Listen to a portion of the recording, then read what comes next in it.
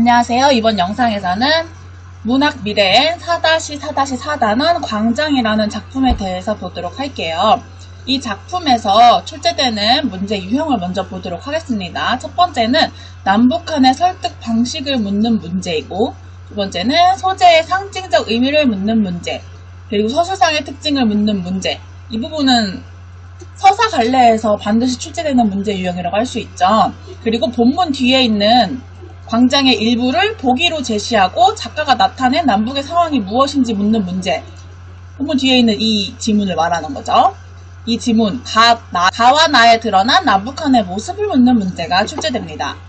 그러면 소재의 의미를 묻는 문제와 남북한의 설득 방식이 어떻게 출제되는지 살펴보면 4번은 소재의 의미를 묻는 문제인 거죠. 그리고 11번도 해당하겠고 21번도 해당하겠네요. 그리고 20번은 남북한의 논리를 묻는 문제인 거죠. 17번도 마찬가지고요. 이렇게 남측 설득자의 말에 A 표시를 한 후 A의 말하기 방식에 대해 묻기도 합니다. 13번도 마찬가지죠.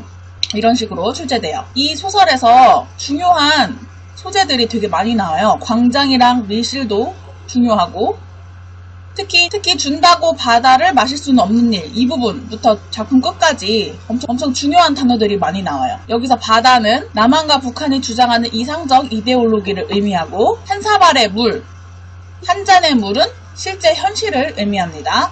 그리고 골짜기와 눈물과 땀과 피는 이상과 현실 사이의 괴리와 그로 인한 고통을 의미하고 과학은 객관적 사실을, 마술은 허황된 이상을 의미합니다.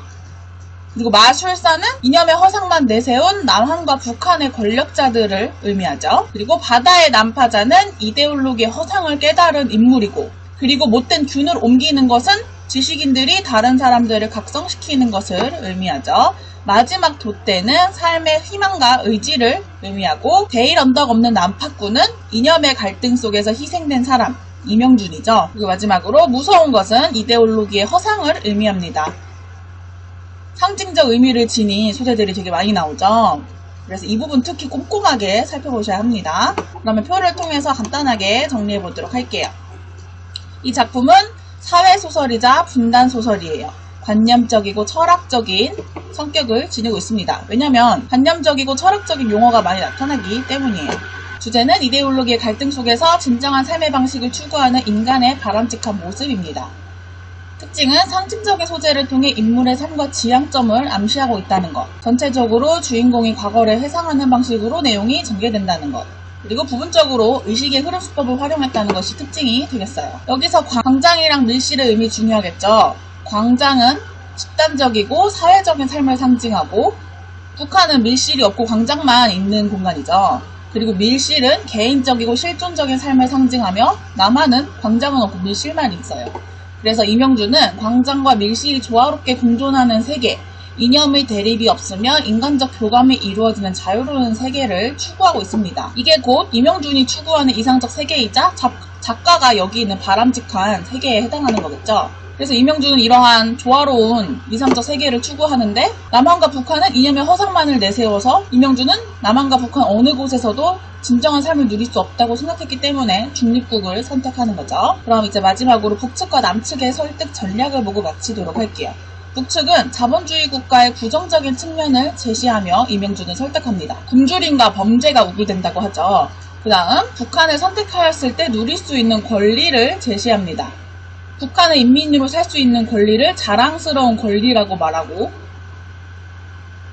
참전 용사들을 위한 연금 법령을 냈다 그러고, 일터를 가지게 될 것이다, 생계를 보장할 수 있다 라고 말하는 거죠. 그리고 다시 돌아오더라도 일체 보복이 없을 것임을 약속합니다. 자본주의 사회에서 살았던 점에 대한 불이익이 없을 것이라는 거죠.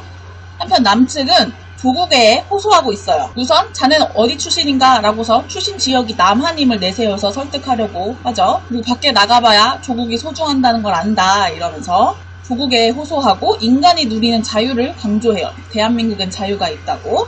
그리고 지식인으로서 사회적 책임과 명준의 존재가 필요함을 강조하고, 친구로서 충고한다. 난 너 인상이 마음에 들었다. 나 개인적으로 조력을 제공할 것이다. 이렇게 말을 하죠. 개인적 조력을 제공할 것이라고 약속하면서 명준을 설득합니다. 하지만 명준은 북측과 남측의 이러한 회유를 거절하고 중립국을 선택하죠. 지금까지 광장에 대해서 간단하게 살펴봤어요.